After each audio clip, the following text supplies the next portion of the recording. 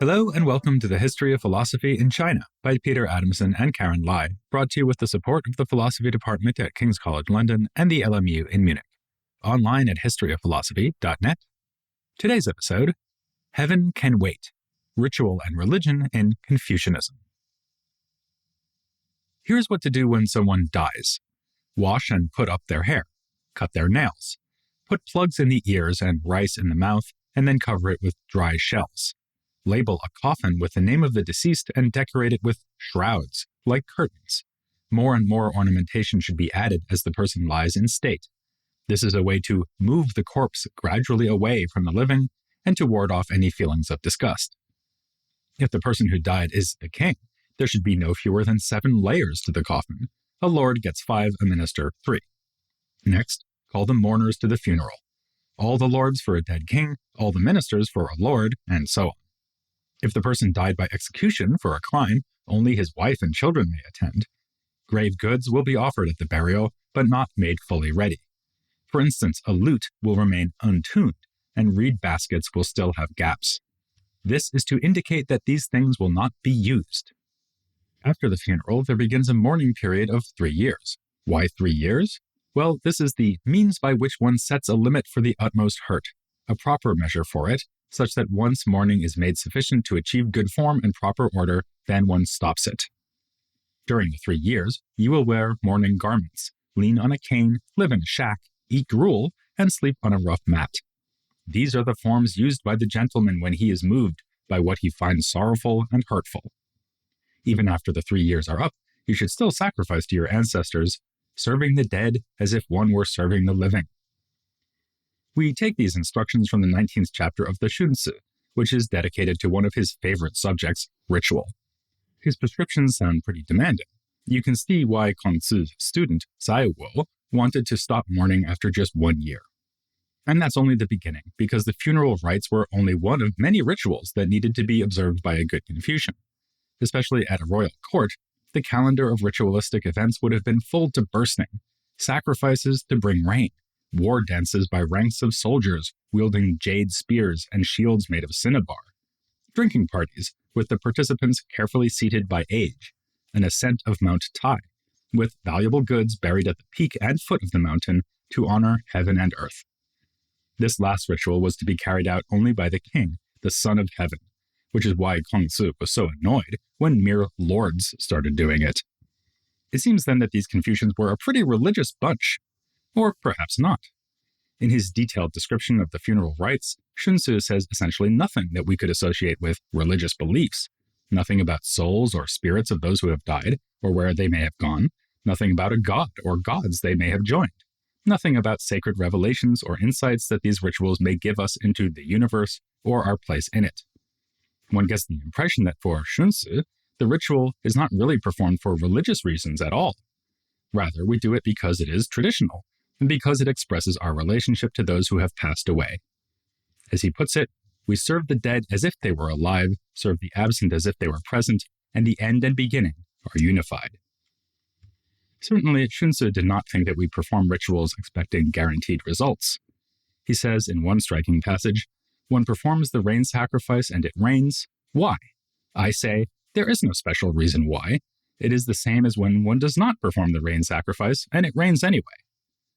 This reveals a dramatic shift from earlier attitudes. Oracle bones preserved from the Shang period reveal a more transactional attitude towards the spirit realm. A divination might, for example, instruct that a field be left alone for the use of the gods, in exchange for abundant yield in other fields. On the basis of such evidence, Michael Puett has suggested that people in the Shang period saw themselves as being in a kind of negotiated competition for natural resources with the gods. Ancestral spirits likewise needed to be placated. If they were unsatisfied, they might send illnesses or other calamities. Standing over them all was the chief god Di, or Shan Di, who controlled wind and rain. This conception of the most authoritative divine agent associated with the sky, or heaven, Tian, survived into the Zhou period, as we can see from the standard designations of the king as the son of heaven, and as ruling over all who live under heaven.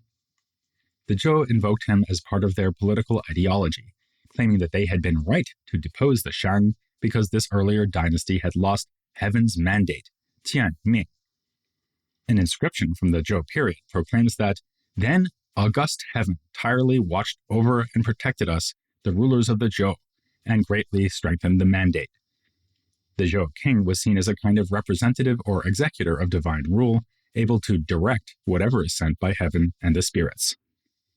Along similar lines, the Zhou Zhuang, a historical commentary we discussed in episode 4, says that heaven gave birth to the people and set up rulers to superintend and shepherd them, and see to it that they do not lose their true nature as human beings. Humans were seen as having a tripartite relationship with heaven and earth, with the ruler taking a lead role among humans to harmonize the partnership with heaven and earth. This triadic scheme is still present in Confucian texts like the Zhongyong and the Xunzi. Confucians regarded heaven with great reverence, treating it as the very ground of morality. They also adopted the language of heaven's mandate, which for them underpinned political legitimacy. But other entities we might consider religious in character, namely ancestral spirits and ghosts, play a much less central role. The Analects advises us to respect the ghosts and spirits while keeping them at a distance, and says, when sacrificing to the spirits, you should comport yourself as if the spirits were present. This remark is finely calibrated, certainly not skeptical or atheistic, but also rather non-committal. The correct frame of mind would be like that of the child who isn't quite sure whether Santa Claus is in fact watching, but determines to be good for goodness sake throughout the month of December, just in case. Huot sums up the Confucian attitude towards the spirits in less seasonal terms as follows. Humans should not speak of them, should avoid worrying about them, and should perform ritual actions not to influence them, but to cultivate themselves. And yet one must still revere them. Indeed, the highest way to revere them is precisely not to try to influence them. That Confucians did indeed continue to adopt a reverential attitude and to take ritual practices seriously hardly needs further emphasis.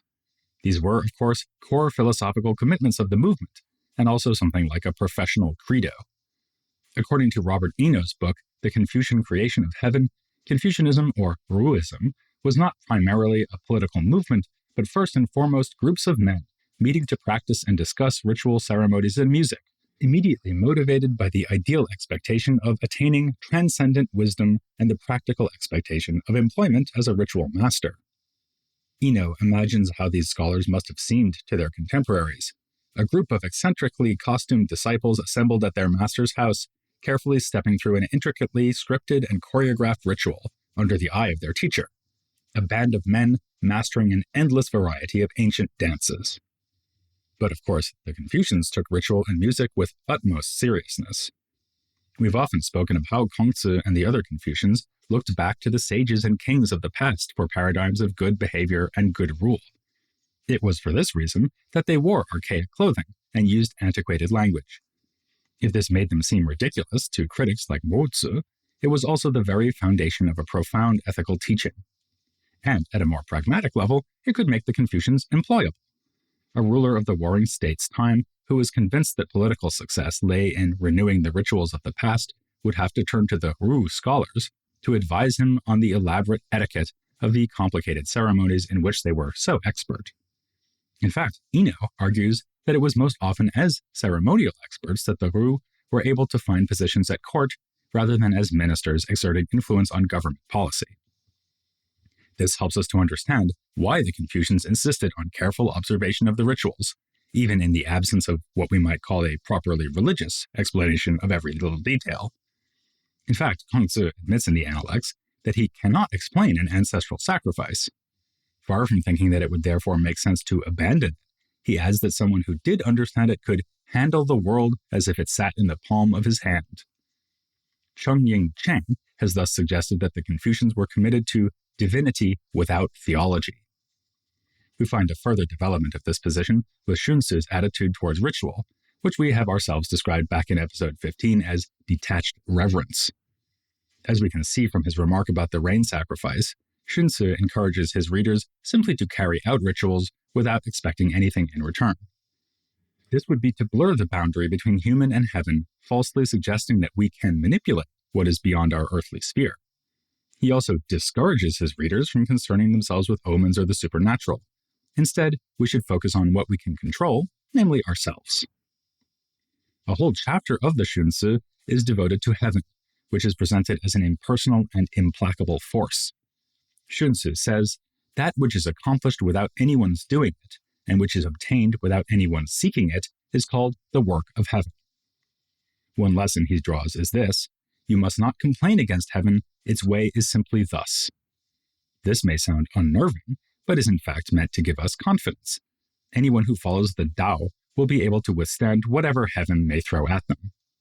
Thus, the ruler is instructed to let his ministers worry about heaven and focus himself entirely on the Tao. In practice, this means, above all, ensuring that rituals are carried out properly. Whereas a person's fate rests with heaven, the fate of the state rests with ritual. It is in this spirit, and not one of anti-religious critique, that Shunzi offers what is sometimes called a naturalistic account of ritual. Another chapter of the Shunzi is devoted to this topic. It begins by explaining that, given the badness of human nature, the sage kings instituted various rituals as a way of preventing the chaos that would arise from conflicting and frustrated human desires. Ritual, Shunzi says, establishes a lofty standard that is ultimate of its kind, and none under heaven can add to or subtract from it. It's no coincidence that the very next chapter concerns itself with music. We don't usually think of music primarily in connection with ritual. Yes, music gets played at churches, but also at Metallica concerts. But like Metallica, Shunzi had a carefully articulated account of for whom the bell tolls. And not only bells, also flutes, zithers, and drums. All these instruments are used to bring uniformity to all under heaven. His treatment of music is, in a way, the complement of what he says about ritual. Just as ritual is intended to keep unruly human desires under control, so music is intended to channel human joy. The rituals already mentioned would frequently, if not always, have involved music, and for Shunzi it is entirely natural to move straight from a discussion of music into a description of a village drinking ceremony. The seating order, the conduct of the host, and the playing of music during the ceremony all make it possible to enjoy oneself while carefully abiding by rules laid down through long tradition. His illustration is a good one, since a gathering for the sake of drinking wine is an event that could all too easily become disorderly. That disorder is prevented by the ritual customs. If this is possible, then surely it is possible at a grander scale for a wise ruler to use ritual and music to keep his population in line. This is presumably why Shunzi concludes the section with the words, "When the state is settled, then all under heaven will become settled. Hence I say, when I observe the village drinking ceremony, I know how easy and carefree the way of a true king is." To some extent, Shunzi's claims about music seem like common sense. When he says that it affects the listener quickly, yet deeply, we can readily agree, thinking perhaps of long-haired dancers thrashing in the mosh pit at a Metallica concert, or people sitting with refined decorum at a Mozart concert. But as we learned from Erica Brindley in a recent episode, the Confucians think that music can do much more than this. The harmonies woven into traditional music by the sages who originally invented it were thought to echo the harmonious structure of the cosmos as a whole. Thus, a text like the aforementioned Zhongyong can speak of the attainment of harmony, he, as the Tao. Its interpretation of the idea that virtue lies in the mean, which reminds one so forcefully of Aristotle, is actually rather un-Aristotelian. The mean or middle state is more like a condition of equilibrium or balance, shang. When strong emotions surge within us, we are taken out of this state, but by following the Tao and pursuing education, we are able to return to a balanced condition. We might say that emotions put us into a discordant state, and that training in virtue and ritual allow us to get back in tune. The claim that nature itself is harmonious brings us back to the question of heaven, given that the word tian is sometimes translated as heaven and sometimes as nature. The Confucians do seem to have been deeply convinced that the world is well ordered, not unlike the state under the governance of a sage king. But cosmological harmony doesn't mean that things will always go as we would like them to. Kongzi lamented upon the death of his friend Yan Hui, "Heaven is against me." On the other hand, he also said it was heaven that provided him with virtue, and that he was not bitter towards heaven because no one understood his teaching properly, adding, If there is anyone who could understand me, perhaps it is heaven. So, the Analects presents us with a rather mixed, even confusing set of ideas about this topic. This left room for the development of different ideas about heaven in later Confucians. Whereas the Xunzi simply tells us not to worry about heaven, the Mengzi suggests that we should make an active effort to align ourselves with it. Thus it states, "Those who are obedient to heaven are preserved, those who go against heaven are annihilated." Heaven is also blamed or credited with preventing Mengzi himself from offering advice to a certain ruler. For Mengzi, heaven's decree seems to be close to or even identical with fate. Its workings remain obscure to us, so that we can know it only through its actions. Given this fact, all we can do is strive to do good and trust heaven to send success or not. This is fairly close to Xunzi's idea that heaven is just a word for everything that happens that is outside of human control. Yet Mengzi also appeals to heaven as the very source of morality.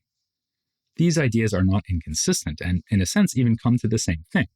Just as we should not question heaven's authority in the moral realm, so we should not protest or even expect to understand when heaven sends events that seem regrettable to us. It is for us to align with heaven, not the other way around. Thus Mengzi writes that heaven, when it is about to place a great burden on a man, always first tests his resolution, exhausts his frame, and makes him suffer starvation and hardship, frustrates his efforts so as to shake him from his mental lassitude, toughen his nature, and make good his deficiencies. And he agrees with the point Xunzi will later make, that it belongs to wisdom to use well whatever heaven sends our way. He says that we should accept whatever is correct in fate. A study of the problem of evil in Chinese philosophy by one of our podcast guests, Fragment Perkins, thus sees Mengzi and Xunzi as basically singing from the same hymn sheet on this topic. He comments that for Mengzi, heaven simply represents those forces or events in the world that are inexplicable and irresistible, and that likewise fate is just a name for whatever cannot be controlled within the limits of the way. Similarly, Xunzi sees that which comes from heaven as a kind of raw material that can be used well or badly. While it may seem from a human point of view that natural calamities are, well, calamitous, in fact they are just a chance for us to show our virtue and prove our mettle, especially if we happen to be the ruler or his leading advisors. In fact, it is heaven who puts people in that position in the first place. In a debate recorded in the Mengzi, our eponymous philosopher discusses with an interlocutor named Wan Zhan whether the sage king Yao bequeathed his rule to the sage king Shun. Mengzi denies this. Rather, it was heaven that gave the empire to Shun. It was heaven that allowed Shun and Yao to live long enough together that Shun could assist his illustrious colleague for 28 years. No human can force heaven to bestow such opportunities. And yet, one can defy heaven, as Shun would have done if he had usurped power upon Yao's death. Again, the goal must be to seek harmony with the cosmos and what one might very cautiously call the will of heaven, appropriately responding to its mandate. If this isn't quite a religious attitude, it is at least a reverential one, full of awe and respect for the unpredictable workings of a natural world that lies beyond our control and beyond our ken.